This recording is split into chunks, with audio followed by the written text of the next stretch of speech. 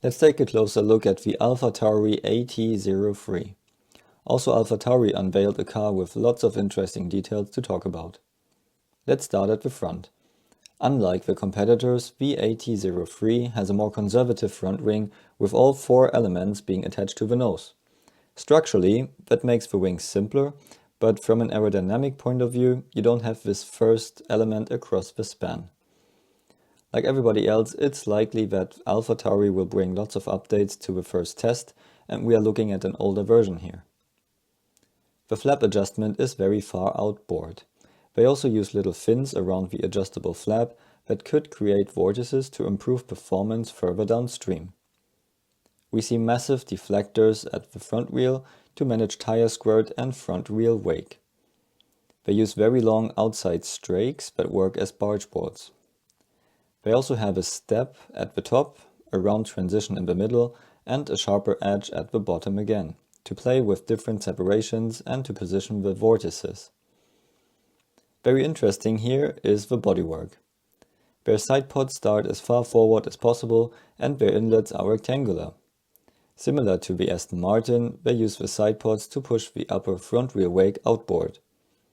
They also have a big undercut, but instead of keeping this undercut until the rear, Alpha Tauri combined it with a downwash concept. So, while the front of the side pod are very similar to the Aston Martin, the middle and rear are pretty much the opposite. Also nice to see is that they use a clear and, in contrast to McLaren, downwashing engine air exit. So the advantages of this bodywork are that they can push the front rear wake outboard with barge board and forward side pod. They can keep the front rear wake outboard for longer because of their far-reaching long side pods. They can drag lots of clean air downwards towards the rear. And they have a clearly defined air exit. This exit looks like it's pointing directly at the beam wing, but we have to remember that a strong airflow will be underneath the exit. This one will hit the beam wing, and the low energy air of the engine compartment will flow above the beam wing. Another advantage of this bodywork will be that cockpit losses can stay on top of the air exit and don't slip down to the crucial parts at the back. In terms of air exits, it's possible that this year we will see teams with clearly defined exits that release air between beam wing and rear wing, and other teams like Aston Martin who rely more on the louvres and the bodywork. With the louvres you can have a tighter bodywork at the back, but you mix the high energy flow with low energy, so you still don't want this lower energy to hit the beam wing or the rear wing at the back, so you will try to guide this between them. Aston Martin could reach that with their high side pods.